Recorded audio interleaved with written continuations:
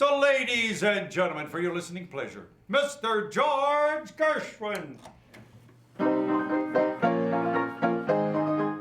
When this player piano was released in the 1920s, it offered an opportunity to conjure up the spirit of stars like George Gershwin in your very own living room. Happy days are here again.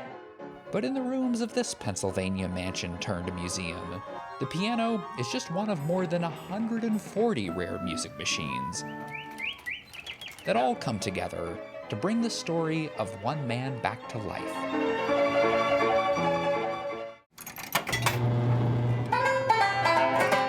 From the self-playing banjo upstairs to the self-playing orchestra in the foyer, curator Jim Massot guides visitors through the home of Charles Brown III, one offbeat millionaire. If you don't have any money, you're a nut. And if you do, then you're eccentric. Brown had a lot of money, and he was very eccentric.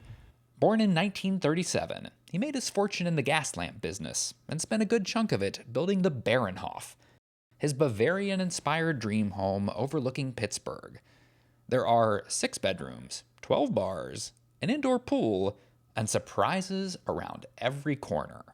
If he was in here talking to you and he heard something else going on and he didn't want to deal with it, then he would just lean against this cabinet here. What? And we'll see where this secret passage leads us to. Whoa. Right this way. Watch the first step. It's a doozy. As whimsical as Brown's home was, he was fairly buttoned up. The man was rarely seen without his signature blue Oxford shirt, and after he died in 1999, the executors of his estate discovered he had 283 of them. I say this as a guy who's wearing a blue button-down shirt, but that's nuts. That is nuts. Sorry, I meant eccentric. And you walk down this way and watch out for the bat. The bottom floor of the Bayernhof is a labyrinthine cave made out of concrete and paper mache because, well, why not? I feel like I have to ask now, wealthy man, giant mansion, bat cave, is he Batman? Oh, no. Imagine if instead of fighting crime, Bruce Wayne just started buying a bunch of old instruments.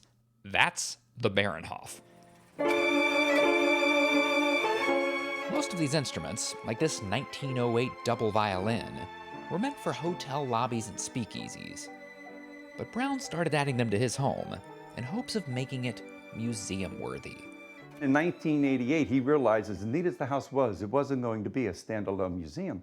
He needed another attraction. So he started collecting the music boxes. So wait, he secretly wanted this to be a museum. Oh He yeah, just didn't nobody tell knew anybody. that till after they read the will. Because the Bayernhof is in a residential neighborhood, it can't operate like a traditional museum. There are only 7 small group tours a week, arranged far in advance, and the $10 tickets don't come anywhere close to covering the cost of maintaining a place like this and the machines inside. But Charles Brown, King Chuck, left behind enough money to take care of all that. He wanted the music at the Bayernhof to keep playing long after he was gone. And so it does. How do you think he would feel that we're here right now and talking Oh, about this? he'd be dancing in his grave right now.